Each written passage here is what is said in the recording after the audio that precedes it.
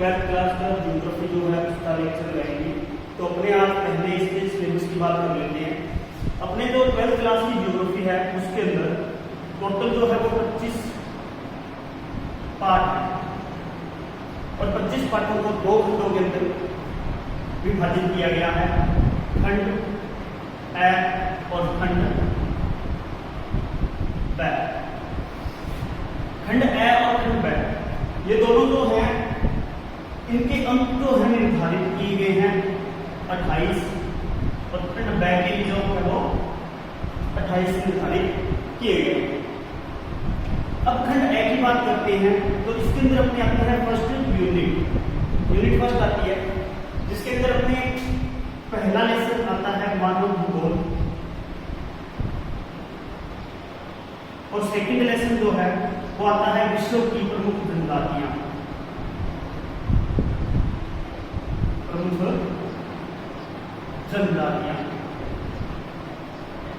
तो जो अपनी फर्स्ट यूनिट है ये 4 नंबर की है। इसके बाद आती है खंड ए के अंदर यूनिट सेकंड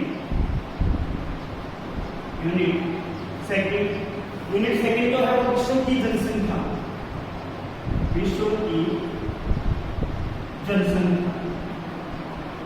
ये यूनिट जो है ये 6 नंबर की है।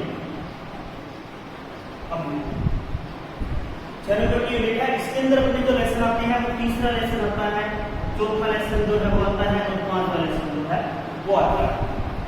तीसरा लेसन जो है वो विश्व की जनसंख्या से संबंधित है। चौथा लेसन जो है वो अपने विश्व जनसंख्या संरचना जो है उससे रिलेटेड है।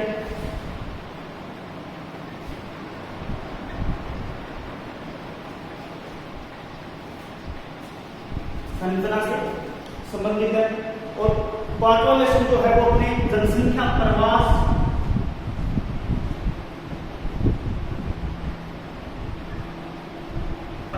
एंड मानव विकास से संबंधित है। इसके बाद आती है अपनी यूनिट थर्ड खंड ए की यूनिट थर्ड। तीसरी यूनिट जो है वो 4 नंबर की है और इसमें अपना अकेला लेसन आता है और यह जो यूनिट है वो इसी के ऊपर आधारित है, यानी विश्व मानव अधिवास।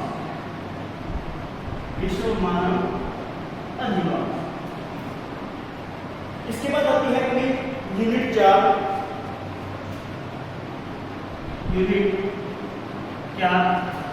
चौथी जो यूनिट है अपने स्टूडेंट्स वो अपने 6 नंबर की आती है।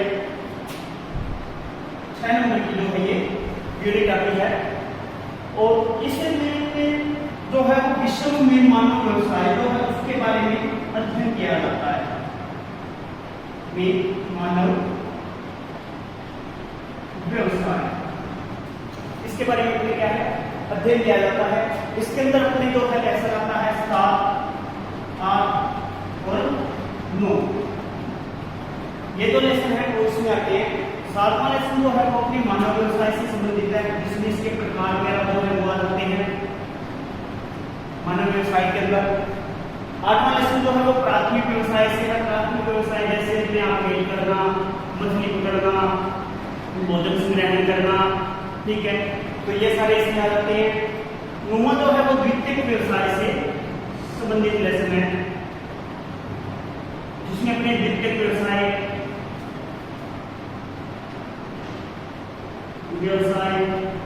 पढ़ेंगे, तृतीयक,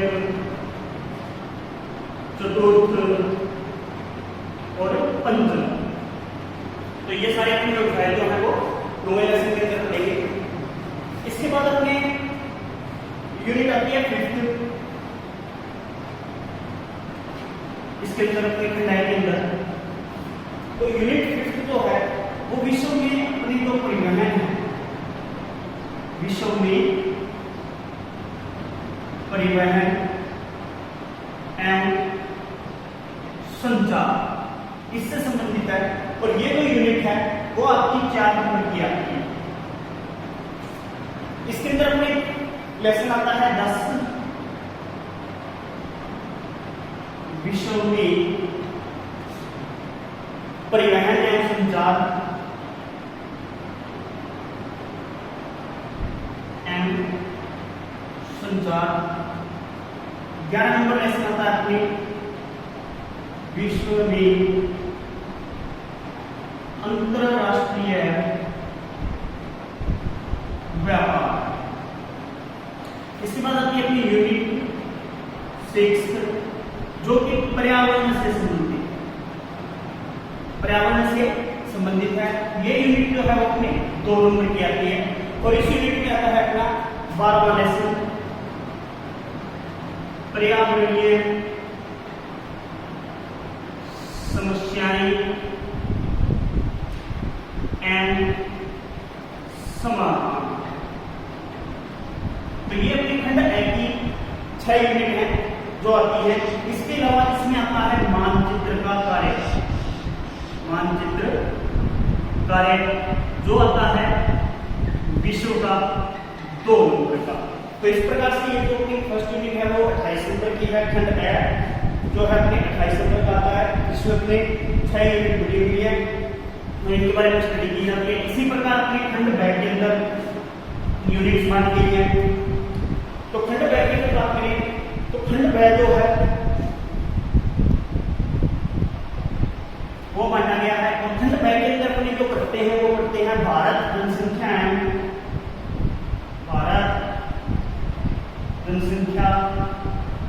एवं अर्थव्यवस्था, इसके बारे में पढ़ते हैं। और इसमें फर्स्ट यूनिट अपने आती है जो वो आती है भारत जनसंख्या, यानी भारत के अंदर जो जनसंख्या है उसके बारे में यहाँ पर अध्ययन किया जाता है इस यूनिट में। ये यूनिट जो है वो आपकी 5 नंबर की है और इस यूनिट के अंदर आपका लेसन जो है वो 13 नंबर और 14 नंबर जो लेसन है वो दोनों इसमें सम्मिलित होते हैं। 13 लेसन जो है वो अपने भारत की जनसंख्या वितरण जो है उससे,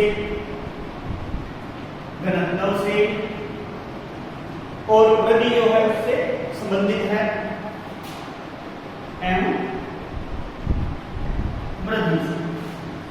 तो लेसन जो है वो अपने आता है भारत जनसंख्या संरचना।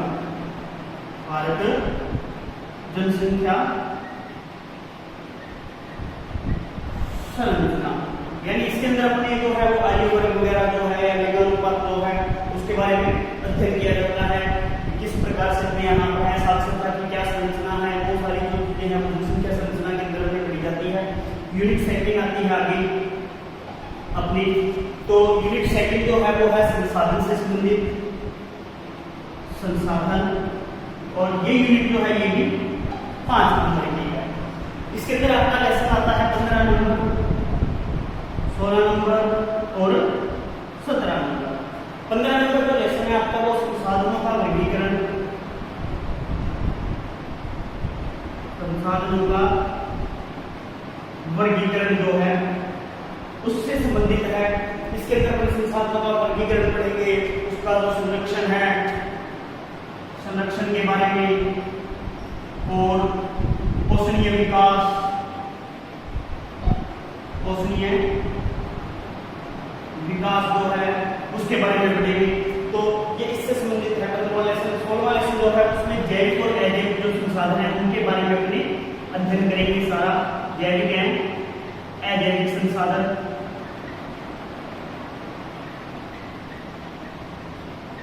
अजैविक संसाधन आ जाएंगे। 17वां लेसन जो है वो आ जाएगा ऊर्जा संसाधन, ऊर्जा संसाधन से संबंधित आ जाएगा। तो इस प्रकार से ये यूनिट 2 है। इसके बाद आती है अपनी यूनिट 3। तो यूनिट 3 है वो अपने कृषि, विनिर्माण, उद्योग एवं परिवहन। कृषि, विनिर्माण, उद्योग एवं परिवहन से संबंधित है। ये जो अपनी यूनिट है ये भी अपने 5 नंबर की आती है। इसके अंदर अपने 18, 19 और 20 नंबर जो लेसन है वो इसमें सम्मिलित किए जाते हैं। 18वां लेसन है वो कृषि से रिलेटेड है, जिसमें इसके प्रकार आ जाएंगे, कौन कौन सी कृषि की जाती है वो आ जाएगी, जैसे आधुनिक कृषि है, कृषि है, है, वाणिज्यिक कृषि है, तो कृषि के बारे में आ जाएगा। इसके बाद में उद्योग जो है, उद्योग जो है उसके जो प्रकार हैं वो आ जाएंगे, जैसे लोहा इस्पात उद्योग है, सीमेंट उद्योग है, कौन कौन से उद्योग लगे हैं, उद्योगों का जो भारत में विकास है वो कैसे हुआ है, उसके बारे में आ जाएगा। इसके बाद में 20वां लेसन जो है वो अपने परिवहन से संबंधित है। भारत में जो परिवहन के साधन हैं वो क्या क्या है, या किस प्रकार के परिवहन के साधन चलते हैं, वो यूनिट 3 में अपने आ जाएगा। इसके बाद आएगी अपनी यूनिट 4 अंडर ब्रैकेट यूनिट 4। तो यूनिट 4 जो है वो अपने विकास व नियोजन से रिलेटेड है कि भारत में जो विकास किया गया या जो नियोजन किया गया उससे संबंधित है। विकास है नियोजन, तो उससे संबंधित है। इसमें देखिए अपने जो लेसन है वो 21 नंबर आएगा और 22 नंबर लेसन आएगा। तो 21 जो लेसन है उसके अंदर अपने भारत में नियोजन यानी प्लानिंग जो है, जैसे अपने नियोजन के अंदर कह सकते हैं कोई योजना जो बना के लागू की जाती है, जैसे अपने पास 6 योजनाएं चलती है वो सारी इस नियोजन में आती है। इसके बाद आता है नियोजन है सतत विकास। इस नियोजन से जो नियोजन किया गया, इस नियोजन से सतत विकास किस प्रकार से हुआ है उसके बारे में जो है अपने आएगा। इसके बाद आएगी यूनिट अपनी 5th यूनिट के अंदर अपने राजस्थान के बारे में पढ़ेंगे और इसमें आ जाएगा अपने राजस्थान की जनसंख्या से संबंधित, राजस्थान के उद्योग, सिंचाई व पेयजल व्यवस्था एवं पेयजल, इससे संबंधित आएगा। ये जो यूनिट है वो आपकी 7 नंबर की होगी। इसके अंदर आपका लेसन जो है वो 23 नंबर, 24 नंबर और 25 नंबर, ये दो लेसन है आपके इसमें आ जाएंगे। 23वां लेसन जो है वो राजस्थान के अंदर सिंचाई व पेयजल जो है, सिंचाई व पेयजल जो है इससे संबंधित आएगा कि यहाँ पर राजस्थान के अंदर जो अपने सिंचाई के लिए क्या किया गया है या पेयजल उपलब्ध कराने के लिए क्या किया गया है, कौन कौन से बांध बनाए गए हैं, कौन कौन सी व्यवस्थाएं की गई हैं, उसके बारे में पढ़ेंगे। इसके बाद आएगा राजस्थान का खनिज व उद्योग, खनिज एवं उद्योग, यानी यहाँ पर अपने राजस्थान के कौन कौन से खनिज मिलते हैं उनके बारे में पढ़ेंगे और राजस्थान के कौन कौन से जो उद्योग है उनके बारे में अपने यहाँ पर स्टडी करेंगे। इसके बाद में आपका 25 नंबर आएगा राजस्थान में जनसंख्या एवं जनजातियां। राजस्थान में जनसंख्या एवं जनजातियां, तो जनसंख्या और जनजातियां जो है इसके बारे में अपने यहाँ पर पता करेंगे। राजस्थान की जनसंख्या जो है वो कितनी है, किस प्रकार से यहाँ घनत्व है, वितरण है, या जनजातियां जो है कौन कौन सी पाई जाती है, वो सारे इसमें पढ़ेंगे। इसके बाद आएगा आपका इसी यूनिट से मानचित्र का कार्य, मानचित्र कार्य इसी पार्ट में से, और वो आएगा भारत का 2 नंबर का। तो इस प्रकार से आपकी दोनों यूनिट मिलकर टोटल जो अपना है वो 56 अंक बनते हैं ज्योग्राफी के। प्लस इसमें आता है अपने 30 नंबर का प्रैक्टिकल। तो ये सारे जुड़कर अपने 100 नंबर जो है वो कंप्लीट हो जाते हैं, यानी 30 ये नंबर जुड़ जाएंगे। 14 नंबर जो है वो आपके वार्षिक तक आपका क्या प्रदर्शन रहा उसके आधार पर जो 14 नंबर है वो जुड़ जाएंगे। तो इस प्रकार से करके ये आपका 100 नंबर का जो सब्जेक्ट है वो कंप्लीट हो जाएगा। तो इस प्रकार से अपना जो सिलेबस है वो वितरित है यूनिट के अंदर और चलता है। आज हम देखिए स्टडी करेंगे लेसन फर्स्ट, जो अपने पार्ट पहला है बुक का, जिसके अंदर हमने मानव भूगोल के मूल तत्व जो है खंड ए के अंदर, खंड ए में जो अपनी बुक का पार्ट है वो है मानव भूगोल के मूल तत्व। तो इस पार्ट का अपने लेसन करेंगे फर्स्ट पार्ट।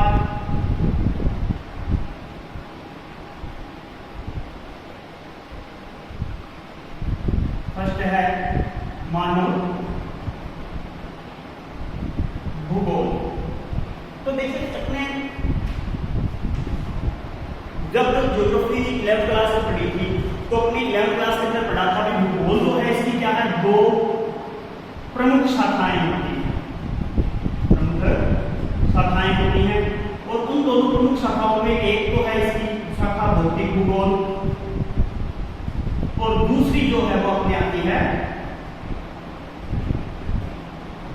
मानव भूगोल। तो देखिए भौतिक भूगोल के बारे में तो अपनी 11th क्लास में पढ़ चुके हैं, जितना भी भौतिक भूगोल था उसका सारा मैटर। अब अपने आता है 12th क्लास के अंदर मानव भूगोल। तो देखिए मानव भूगोल जो है यह तो भूगोल की अपने एक प्रमुख शाखा मानी जाती है। मानव भूगोल को भूगोल की एक प्रमुख शाखा या आधारभूत शाखा कह सकते हैं। मानव भूगोल जो है वो अपने मानव भूगोल जो है ये क्या है, भूगोल की एक आधारभूत शाखा है, यानी बहुत ज्यादा महत्वपूर्ण है। देखिए भूगोल जो है इसके अंदर जब स्टडी की जाती है तो भूगोल के अंदर अपने पर्यावरण देखते हैं, पृथ्वी के तत्व देखते हैं, चट्टानें वगैरह जो है उनके बारे में देखते हैं, लेकिन उसके साथ साथ अपने मानव जो है वो भी इसका क्या है, केंद्र रहता है। तो मानव केंद्र रहता है तो मानव भूगोल जो है ये भी एक प्रमुख शाखा बनकर उभरी है भूगोल की। क्योंकि देखिए बिना मानव के तो जो सारे तत्व है वो ऐसे ही रह जाएंगे, यानी उनका कोई महत्व नहीं रहेगा। इसलिए इसको क्या है, मानव भूगोल को आधारभूत शाखा मानते हैं अपने। अब अपने लेसन स्टार्ट करते हैं। तो लेसन स्टार्ट करते हैं तो इसमें सबसे पहले बात आती है भूगोल की, कि भूगोल जो है वो क्या है। भूगोल क्या है? तो देखिए भूगोल के अंदर हम सीधी सी बात कह सकते हैं, भूगोल जो है इसको एक क्या माना गया है, क्षेत्र वर्णनी विज्ञान माना जाता है। यानी ये क्या है, किसी क्षेत्र विशेष के बारे में अध्ययन करता है और उसके बारे में अपने को बताता है। और क्षेत्र वर्णनी जो विज्ञान है इसमें देखिए क्या किया जाता है, किसका अध्ययन किया जाता है, जो क्षेत्रीय परिप्रेक्ष्य में, क्षेत्रीय परिप्रेक्ष्य में, क्षेत्रीय परिप्रेक्ष्य में जो तथ्य होते हैं उन तथ्यों का अध्ययन करता है, तथ्यों का अध्ययन करता है। ये इसकी बात आती है।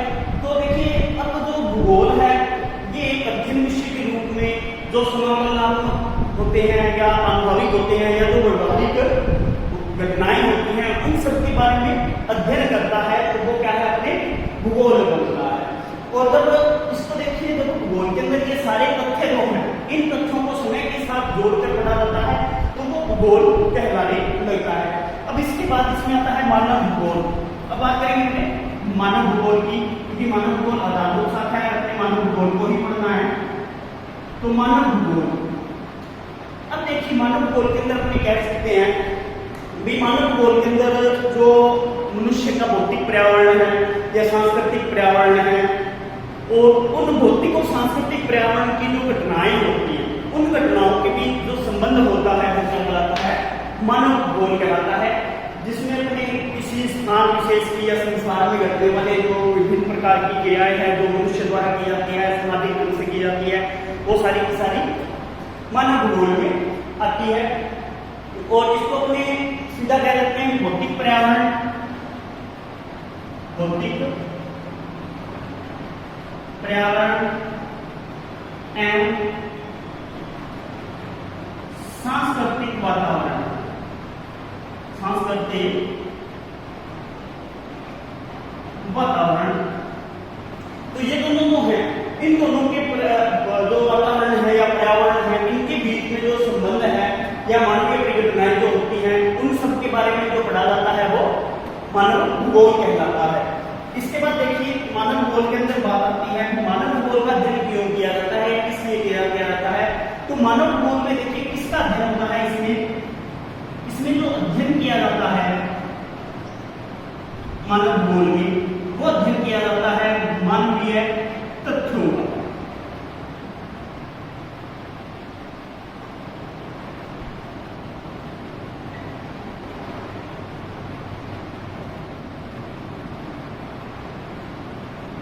मानवीय तथ्यों का इसमें अध्ययन किया जाता है। क्यों? क्योंकि देखिए मानव जितने भी कार्य करेगा वो सारे के सारे जो है वो इस मानव भूगोल में आएंगे, और इसी के आधार पर जो है मानव ने जो कार्य किया है उसी के आधार पर मानव भूगोल का क्षेत्र बनता जाता है। अब मानव भूगोल की अगर बात करें तो मानव भूगोल का जो प्रादुर्भाव है या विकास है वो कब हुआ या कैसे हुआ उसके बारे में बात आती है अपने। तो मानव भूगोल का जो अपने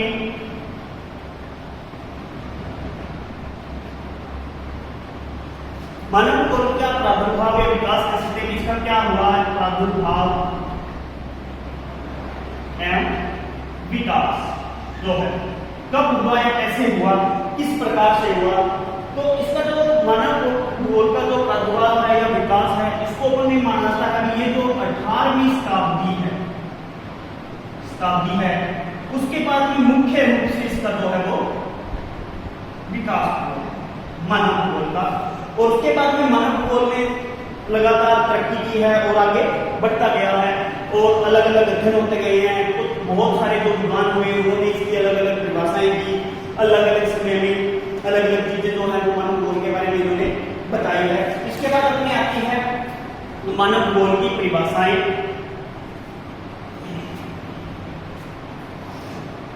मानव भूगोल की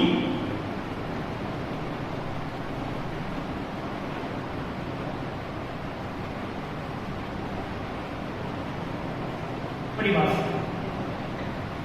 तो देखिए सबसे पहली जो परिभाषा की है वो आती है फ्रेडरिक रेटजेल की। फ्रेडरिक रेटजेल, तो ये जो फ्रेडरिक रेटजेल है इन्होंने मानव भूगोल की परिभाषा दी थी। इन्होंने कहा था कि मानव भूगोल जो है वो मानव समाजों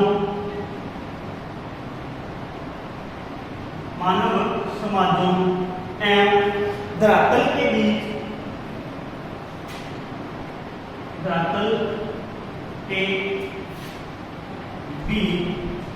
संबंधों का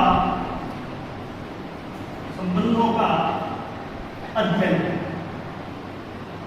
यानी अपनी परिभाषा के अंदर जो फ्रेडरिक रेटजेल है वो कह रहे हैं कि जो मानव समाज है यानी जितने भी मानव समाज जो होंगे वो और उनके धरातल है जिस धरातल पर वो रह रहे हैं उस धरातल के साथ जो उनके संबंध है उन सभी संबंधों का जो अध्ययन किया जाता है वो मानव भूगोल में आता है। रेटजेल ने अपनी है परिभाषा जो है वो अपनी पुस्तक में दी थी और इनकी पुस्तक का नाम था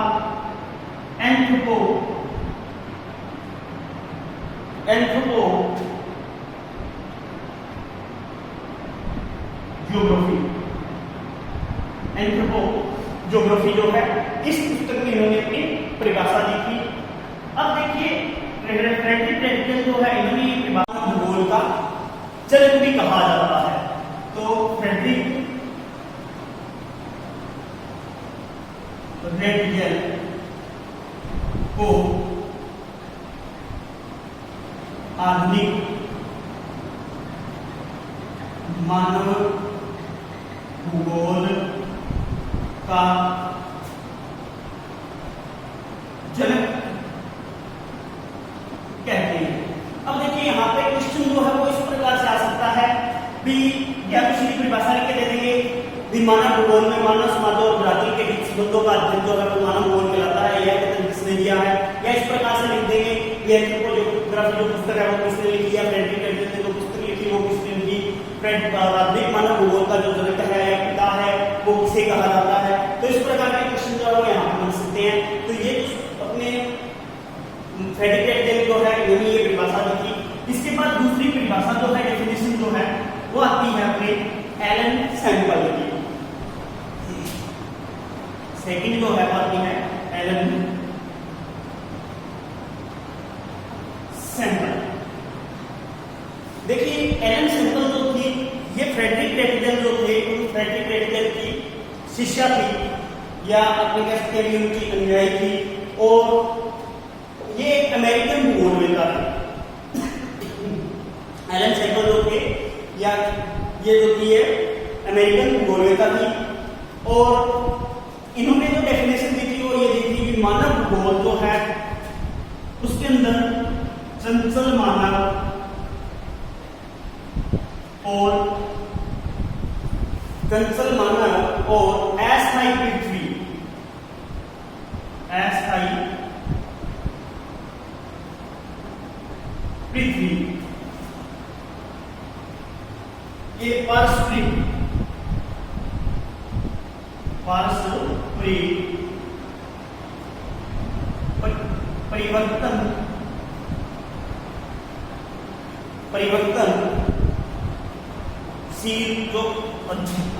परिवर्तनशील संबंध जो है, ठीक है, उन संबंधों का जो अध्ययन किया जाता है वो मानव भूगोल है।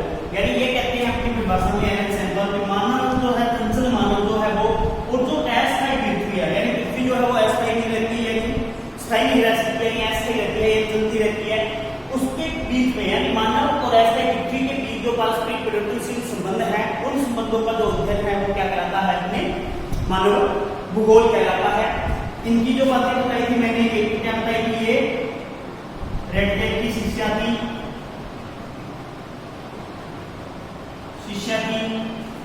दूसरी इनकी इंपॉर्टेंट बात है ये नियतिवाद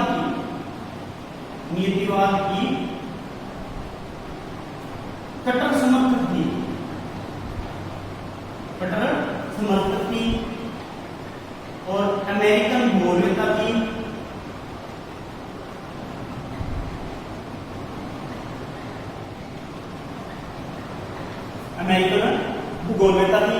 तो एलन सैंपल की भाषा हुई, अपने फ्रेडरिक टेटजेल की हो गई, यानी फ्रेडरिक टेटजेल थे, उन्होंने अपनी भाषा में कहा था कि मानव समाज और धरातल के बीच जो संबंध होते हैं उस संबंधों का जो संश्लेषित अध्ययन किया जाता है वो मानव भूगोल होता है। इन्होंने अपनी भाषा में ये कह दिया कि जो चंचल मानव है और अस्थायी जो पृथ्वी है उसके जो पारस्परिक परिवर्तनशील संबंध होते हैं वो मानव भूगोल कहा जाता है। इसके बाद अपनी परिभाषा आती है, वो आती है विडाल डी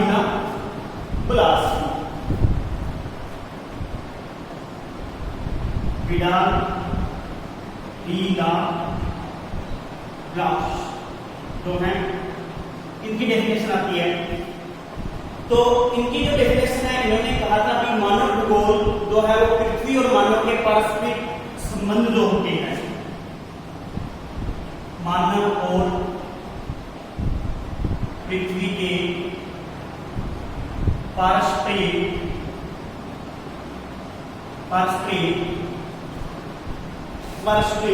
संबंधों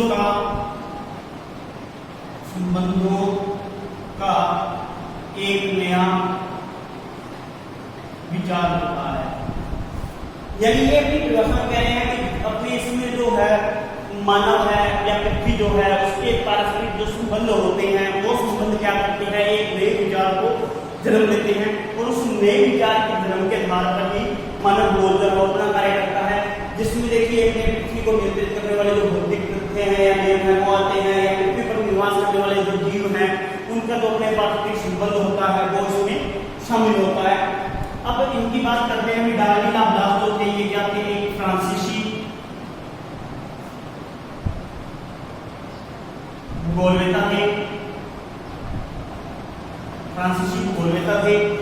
दूसरी बात आती है, इन्हें संभववाद का जनक कहा जाता है। संभववाद की नींव की जिन्होंने संभववाद का जनक कहा जाता है। तो ये इनकी कुछ खास बातें हैं वो आ जाती हैं। इसके बाद अपने आती है परिभाषा जो आती है डिकेन और पिट्स की।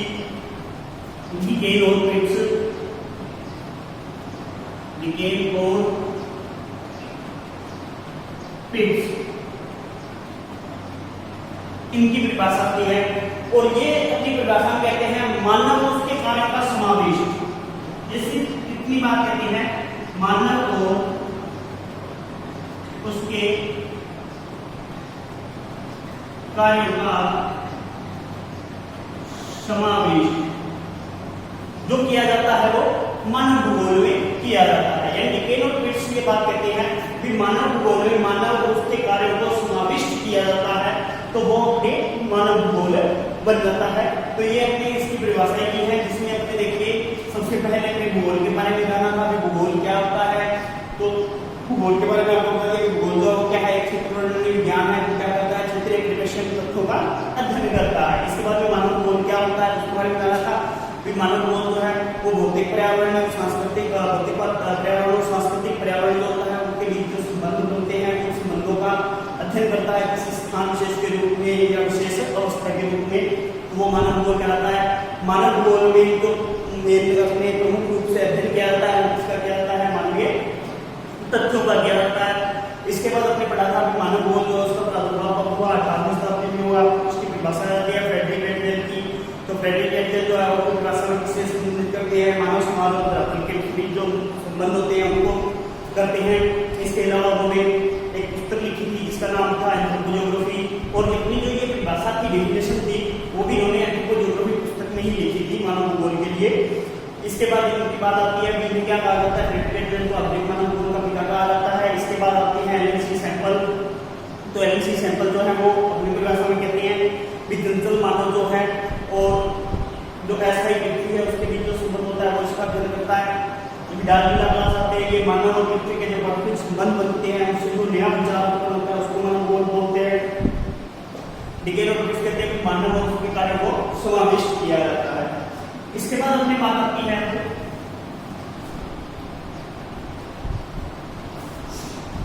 मानव भूगोल की प्रकृति की।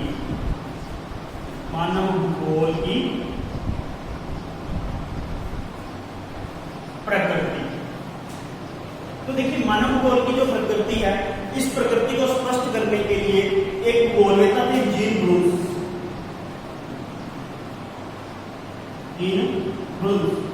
तो इन्होंने बहुत ही बढ़िया बात कही थी। जीन ब्रूस जो थे ये भूगोलवेत्ता थे, इन्होंने कहा था भाई जिस प्रकार से अर्थशास्त्र जो होता है, अर्थशास्त्र जो होता है इसका संबंध होता है कीमत से, यानी कीमतों से संबंध होता है। जो कीमतें हैं वो उनके बारे में जो स्टडी है वो अर्थशास्त्र के अंदर की जाती है। इतिहास का संबंध इन्होंने कहा समय से होता है। इतिहास का संबंध इन्होंने बताया भी समय के साथ होता है। इतिहास जो है किसी समय विशेष के रूप में जो है वो अध्ययन करता है। वनस्पति शास्त्र का इन्होंने संबंध बताया पौधों से। वनस्पति शास्त्र का इन्होंने संबंध बताया पौधों से। तो जैसे वनस्पति शास्त्र है उसके अंदर अपने जो स्टडी की जाती है वो उसकी की जाती है, पौधों के बारे में की जाती है। वैसे ही ये इस बात को स्पष्ट करना चाहते हैं कि जो मानव भूगोल है इसके अंदर जो अध्ययन का केंद्र रहेगा वो क्या रहेगा, मानव रहेगा। तो अपनी इस प्रकार से इन्होंने परिभाषा को डिफाइन किया कि जो अपने अलग अलग सब्जेक्ट हैं, अलग अलग जो विषय हैं, जो जिस हिसाब से उसको केंद्रित करता है, वैसे ही मानव भूगोल के अंदर जो मेन तथ्य रहता है या केंद्र रहता है वो मानव भूगोल रहता है।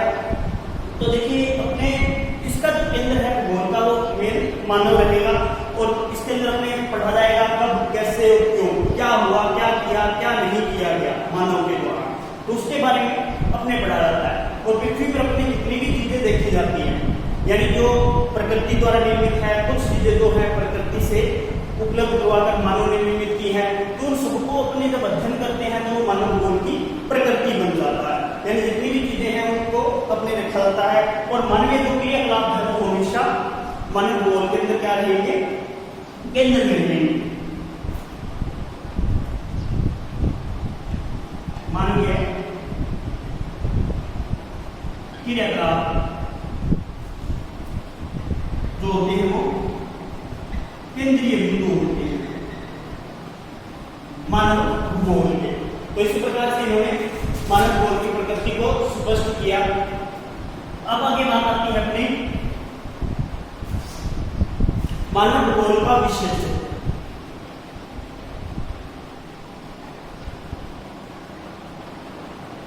भूगोल का विषय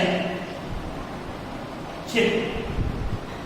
तो देखिए मानव भूगोल का विषय क्षेत्र है, इसमें अपने मानव भूगोल के विषय क्षेत्र जो है इसमें अपने स्टडी करेंगे इसके जो भिन्न प्रदेश है उसके बारे में, जैसे इसमें जनसंख्या जो है उसके बारे में हो जाएगा। सेकंड जो है वहां के प्राकृतिक संसाधन, प्राकृतिक संसाधन। थर्ड इसमें अध्ययन करेंगे सांस्कृतिक भूदृश्य, सांस्कृतिक भूदृश्य।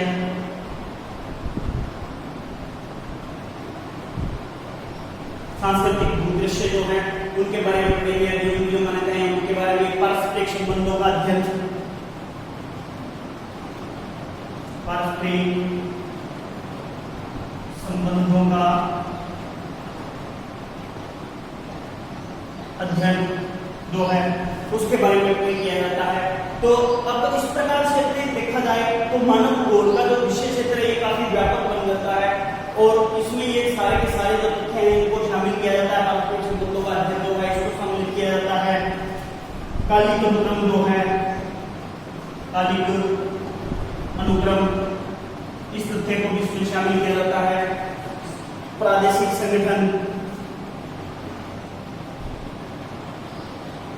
समायोजन एवं प्रादेशिक संगठन, इसको शामिल किया जाता है। अन्य प्रदेशों से संबंध, अन्य प्रदेशों से संबंध जो हैं इनको शामिल किया जाता है।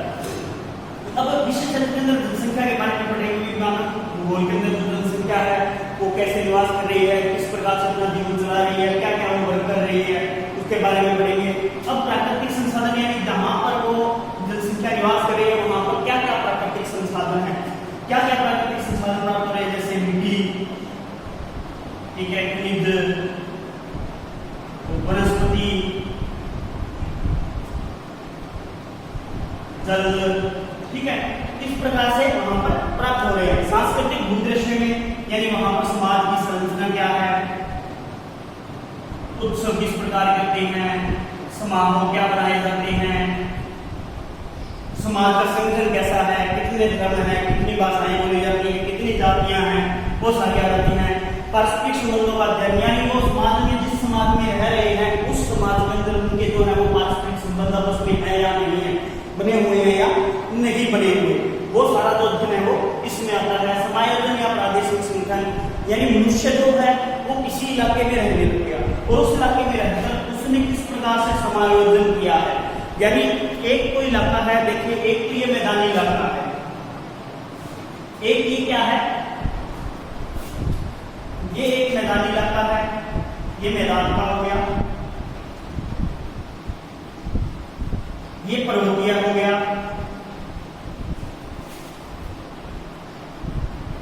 और ये मरुस्थलीय हो गया।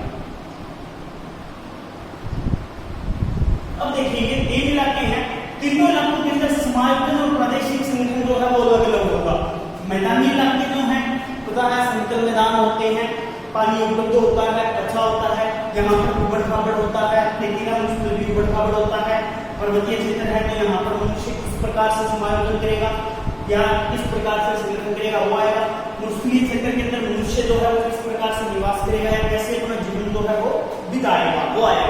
इसके बाद आएगा अन्य प्रदेशों से संबंध। अन्य प्रदेश यानी अन्य जो इलाके हैं उनसे इनके संबंध क्या है, जैसे मैदानी इलाकों का इससे संबंध हो गया, इससे संबंध हो गया, इसका इससे, इसका इससे संबंध हो गया। ऐसे ही क्या है, कोई देश है जैसे रूस है, ठीक है, जर्मनी है, भारत है, ठीक, नेपाल है, तो इनके देखिए भारत इससे संबंध रखता है, इससे भी संबंध रखता है, इससे भी संबंध रखता है। तो इस प्रकार से क्या है उसका अन्य क्षेत्र जो है उस अन्य क्षेत्र से किस प्रकार से उसका संबंध बन रहा है, किस प्रकार से उसने संबंध स्थापित किया है वो भी इसमें विषय क्षेत्र में शामिल होता है। तो इसलिए कहते हैं कि मानव भूगोल का जो विषय क्षेत्र है वो काफी विस्तृत होता है, बहुत ज्यादा फैला हुआ है और इसको जो स्टडी की जाती है तो सारे विषय क्षेत्र के बारे में जो अध्ययन है वो किया जाता है। आगे अपने देखते हैं मानव भूगोल का विकास। मानव भूगोल का विकास, देखिए मानव भूगोल का जो विकास है इसके बारे में पढ़ें तो इसका जो विकास है तो ये कह सकते हैं अपने भी मानव का जो अभ्युदय हुआ, मानव का अभ्युदय जो हुआ उसके साथ ही आरंभ हो गया, अभ्युदय के साथ आरंभ हुआ। अब यहाँ अभ्युदय शब्द आता है, इसका मतलब होता है अपने यानी मानव का जैसे मान के चलिए जन्म या विकास जो है जैसे भी स्टार्ट हुआ उसके साथ जो आरंभ है हो गया था, और अब मानव को जो है उसी के साथ ये आगे बढ़ता गया और चलता गया। तो इस अध्ययन से देखते अपने जब अभ्युदय के साथ जोड़ के देखिए, इसके आरंभ के साथ जोड़ के देखें तो इसको अपने 3 युगों में विभक्त किया गया है। 3 युगों में विभक्त किया है, क्योंकि अभ्युदय के साथ हुआ यानी मानव का जैसे जहां से जन्म हुआ उसी के साथ में कहते हैं कि मानव युग जो है उसका आरंभ हो गया था। तो इसको 3 युगों में विभक्त किया जाता है। पहला युग आता है प्राचीन काल, इसका फर्स्ट जो आता है वो आता है प्राचीन काल।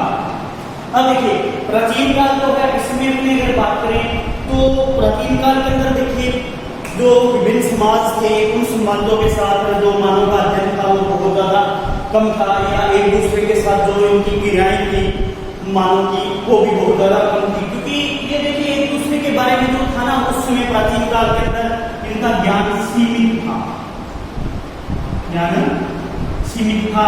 बीच में इनके जो क्रियाएं होती थी वो क्रियाएं कम थी, ठीक है। तो इनको ये लगता था कि इनका जो भी इनके पास में जो चीज है, जहां तक जो चीज है सिर्फ वही है। चारों तरफ इनकी जो थी वो क्या थी, उसमें प्राकृतिक जो पर्यावरण की उसकी छाप थी, और उसी प्राकृतिक पर्यावरण को वो अपना एरिया मानते थे, और सभी के ऊपर उस समय चारों तरफ जो थी वो प्राकृतिक छाप मिलती थी, यानी एक दूसरे से संपर्क जो थे वो बहुत ज्यादा कम थे। तो वो अपने इलाके तक सीमित थे, जितना उनका इलाका है सिर्फ उस इलाके को ही वो अपना एरिया मानते थे और वहां तक ही वो अपना ज्ञान रखते थे। जैसे अपने देखें बहुत सी प्राचीन सभ्यताएं हैं जिनके अंदर क्या है, लोग प्रकृति की पूजक रहे हैं, यानी प्रकृति की पूजा करने वाले लोग हैं। जिनमें अपने भारत की सभ्यता आती है, यूनान की है, रोम की है, मिस्र की सभ्यता है। तो इन सभ्यताओं के अंदर जो प्राकृतिक शक्तियां हैं उनको विशेष स्थान दिया गया है, उनको माना गया है, और प्राकृतिक पूजक के रूप में ये क्या थे, पूजा करते थे। तो प्राचीन काल के अंदर बात आती है, इसके अंदर देखिए अपने प्राचीन काल की बात करें तो इसमें यूनानी दार्शनिक थे थेल्स और एनाक्सिमेंडर। प्राचीन काल के अंदर अपने यूनानी दार्शनिक थे थेल्स और एनाक्सिमेंडर।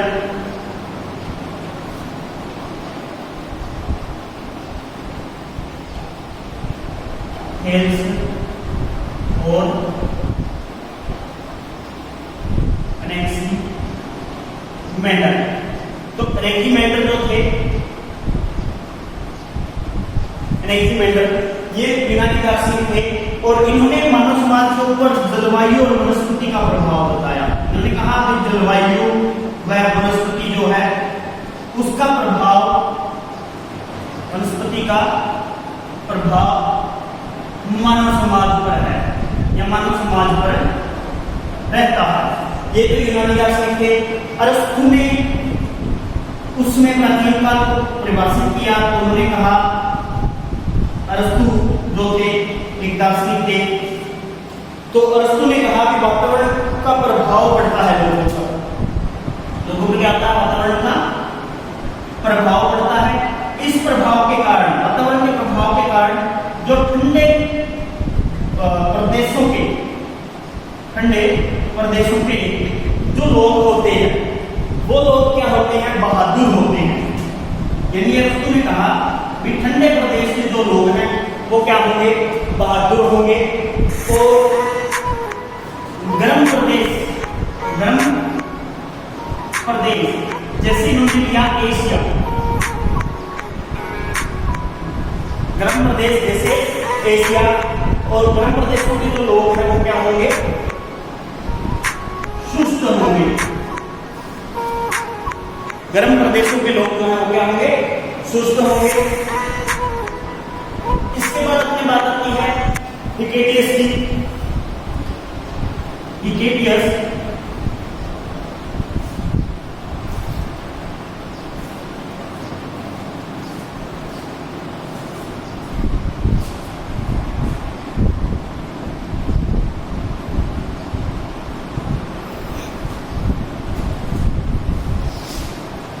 इसके बाद अपनी बात आती है हिकेटियस की।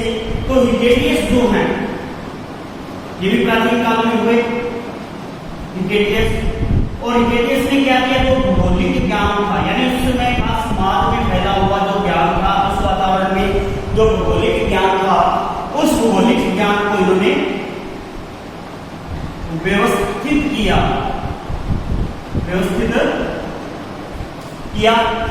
और भौगोलिक ज्ञान को व्यवस्थित किया। तो इन्होंने जब भौगोलिक ज्ञान को व्यवस्थित किया तो इसलिए इन्हें भूगोल का जनक कहने लगे, इन्हें भूगोल का जनक कहने लग गए, भूगोल का जनक कहने लग गए। इसके बाद आता है अपने मध्यकाल। प्राचीन काल के बाद दूसरा जो काल है वो आएगा अपने मध्यकाल। और मध्यकाल की अगर बात करें तो मध्यकाल के अंदर जो लोगों का ज्ञान था थोड़ा बहुत वो बढ़ गया मध्यकाल में।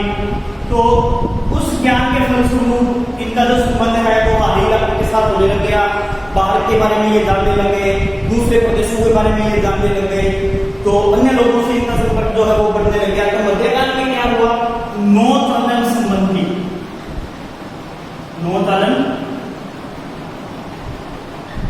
संबंधी कुशलता का ज्ञान हो गया, नौचालन संबंधी कुशलता जो था उसका ज्ञान हो गया। आगे इसके बाद में अन्वेषणों एंड तकनीकी, अन्वेषणों एवं तकनीकी ज्ञान व दक्षता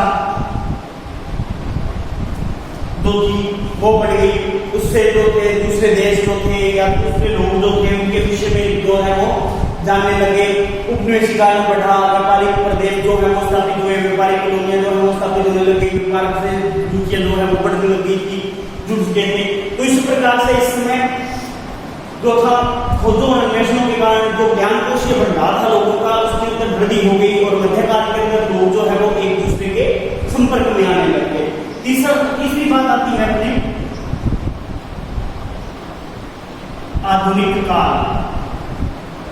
आधुनिक काल, अब देखिए आधुनिक काल की अगर बात करें तो इस काल की शुरुआत जो है वो जर्मन भूगोलवेताओं से मानी जाती है।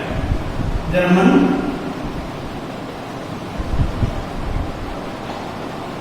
भूगोलवेताओं के द्वारा जो है आधुनिक काल की शुरुआत मानी जाती है, जिसके अंदर अपने जर्मन भूगोलवेता में हमबोल्ट है, हमबोल्ट, रिटर, फ्रोबेन, क्रिस्टोफेन,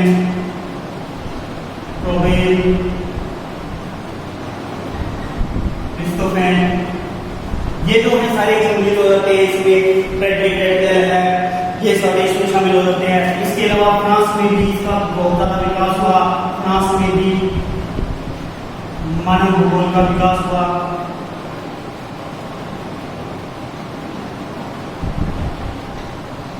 फ्रांस के अंदर मानव भूगोल का विकास हुआ, सबसे ज्यादा उसमें का विकास माना जाता है तो फ्रांस में माना जाता है। इसके बाद में 20वीं सदी तक, तो जैसे 20वीं सदी आई, 20वीं सदी तक लगभग सभी देशों में इसका विकास हो गया। सभी देशों में मानव भूगोल का विकास जो था वो हो चुका था। अब देखिए इस काल के अंदर अपने प्रारंभिक दौर में जो मानव वातावरण था उस मानव वातावरण का संबंध जो था उस संबंध के अंदर नियतिवादी, संभववादी और गौण नियतिवादी ये जो विचारधाराएं थी उन विचारधाराओं के अनुसार अध्ययन होने लग गया। तो अब अपने यहाँ पर बात करते हैं विचारधाराओं की भी, यानी ये जो काल आया 20वीं शताब्दी जो आई, 20वीं शताब्दी के बाद में जो इसका अध्ययन किया जाने लगा मानव भूगोल का, वो 3 विचारधाराओं के अनुसार होने लग गया, जिसमें एक पक्ष है नियतिवाद, दूसरा आता है संभववाद और तीसरी आती है नवनियतिवाद।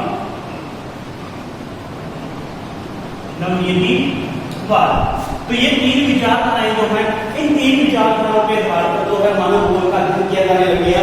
नियतिवाद में जो है वो सबसे ज्यादा बल दिया गया प्रकृति पर, यानी नियतिवादी ये मानते थे कि प्रकृति जो है वो सबसे ज्यादा शक्तिशाली है और प्रकृति ने ही चीजें जो है वो प्रदान की है और जो कुछ निर्धारित करती है वो प्रकृति ही करती है। तो नियतिवादी इस विचारधारा को मानते थे। संभववाद जो था ये मानता था मानव, यानी मानव को इसमें क्या था, अधिक महत्व दिया इन्होंने कहा भी प्रकृति तो सिर्फ चीजें उपलब्ध कराई हैं, लेकिन उन चीजों का भोग करना मानव ने सीखा है। मानव ने अपने ज्ञान के द्वारा, अपनी सूझबूझ के द्वारा उनको विकास से विकसित किया है या विकास किया है और उसको बनाया है अपने लिए। तो मानव जो है इसको अधिक महत्व दिया गया संभववाद के अंदर। इसके बाद जो आती है वो आती है नवनियतिवादी। तो नवनियतिवाद के अंदर इन्होंने जो विचारधारा थी, इस विचारधारा में कहा गया भी न तो प्रकृति एवं मानव दोनों के बीच जो पारस्परिक संबंध से विकास होगा तो ही वो चलेगा। न तो मानव, उन्होंने कहा कि न तो मानव शक्तिशाली है न ही प्रकृति शक्तिशाली। हाँ, कुछ चीजों में प्रकृति जो है वो शक्तिशाली है लेकिन कुछ में नहीं है। हाँ, मानव कुछ चीजों के अंदर, जैसे मानव ने क्या किया, पहाड़ों के ऊपर सड़क बना दी। प्रकृति ने पहाड़ बनाए लेकिन पहाड़ों के ऊपर सड़क बना दी, तो वो किसने किया, मानव ने अपनी दक्षता से किया। लेकिन कई रास्ते ऐसे हैं जो प्रकृति ने खुद ही उपलब्ध करवाए हैं, तो वो प्रकृति और मानव जो है दोनों के ऊपर इसमें विचार किया जाता है और दोनों पारस्परिक संबंधों में सामंजस्य पर जोर दिया गया, यानी दोनों पे प्रकृति और मानव के ऊपर। अब ये नवनियतिवाद विचारधारा की अगर बात करें तो इस विचारधारा को रुको और जाओ के नाम से भी जानते हैं, जाओ के नाम से भी जाना जाता है इसको। रुको और जाओ मतलब कितना दोहन मत करो प्रकृति का, यानी प्रकृति से जो चीज आपको चाहिए उसका दोहन कीजिए, लेकिन एक सीमित मात्रा में कीजिए, सीमित मात्रा में कीजिए, उसको वापस उसको दोबारा उस चीज को बनने दीजिए, फिर बाद में फिर उसका प्रयोग कीजिए। यानी उसको संदर्भ में कहा गया, जैसे अपनी रेड लाइट एरिया देखते हैं, वहां पे 3 बत्ती लगी हुई होती है और जो रेड लाइट जोन की तरफ जाते हैं तो जैसे रेड बत्ती हो जाती है रुक जाते हैं, येलो होती है तो चलने के लिए क्या करते हैं, ग्रीन होती है तो उसमें निकल जाती है। वैसे ही इसमें कहा गया रुको और जाओ, यानी चीजों का उपभोग करो लेकिन सीमित मात्रा में उपभोग जो है वो इसका कीजिए आप। तो उसके बारे में इसमें क्या है, अध्ययन करवाया गया। इसमें नियतिवाद जो है, ये विचारधारा जो है, इसके प्रवर्तक जो थे, प्रवर्तक ग्रिफिथ टेलर, यानी ये जो विचारधारा थी नवनियतिवादी विचारधारा के प्रवर्तक ग्रिफिथ टेलर थे। ग्रिफिथ टेलर को माना जाता है। इसके बाद मानव बोल की बात आती है तो 1930 के दशक में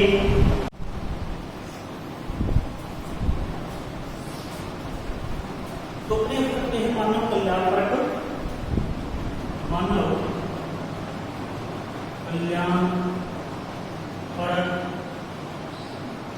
विचारधारा। देखिए, मानव कल्याणपरक विचारधारा जो थी, इस विचारधारा में लोगों का सामाजिक कल्याण हो,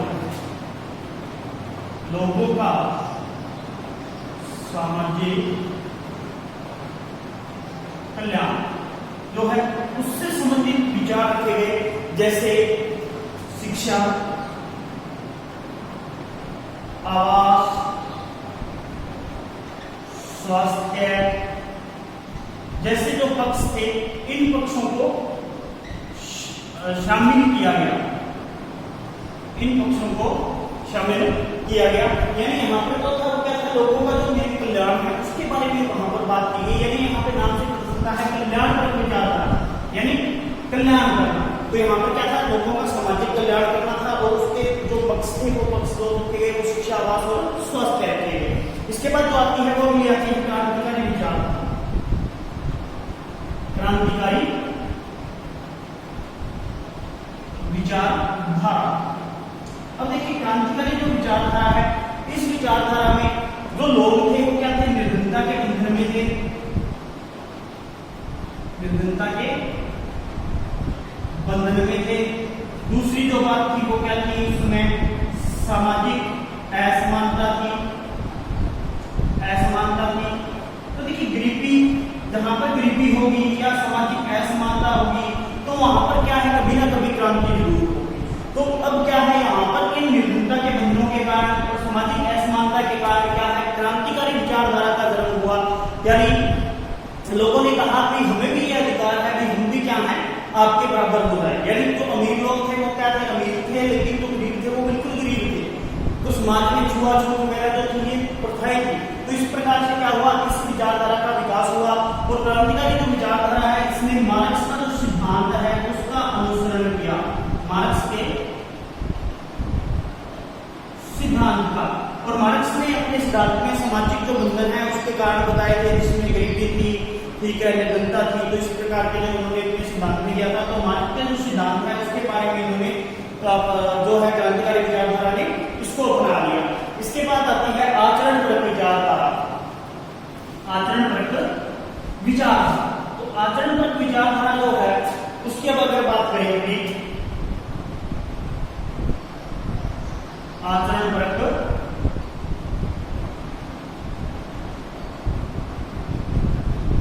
विचारधारा, तो देखिए यहां पर मनुष्य जो है क्या है, आर्थिक क्रिया करता है। मनुष्य आर्थिक क्रिया करता है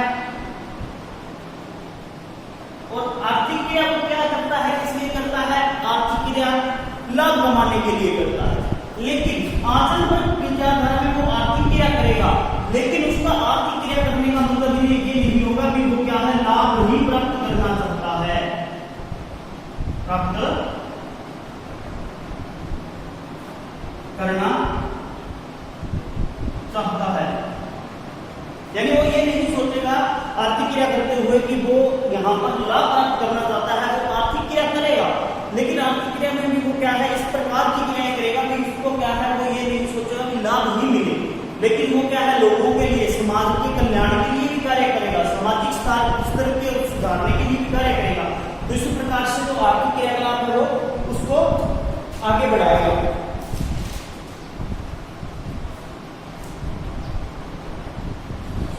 और अब उसके जो सारे के सारे जितने भी कार्य होंगे वो उसकी मानसिक स्थिति है या मानसिक यथार्थ जो है उसका, उसके ऊपर उसकी क्या है, डिपेंड करेगा और उसके अनुसार जो है वो क्या है, अपना आचरण करेगा।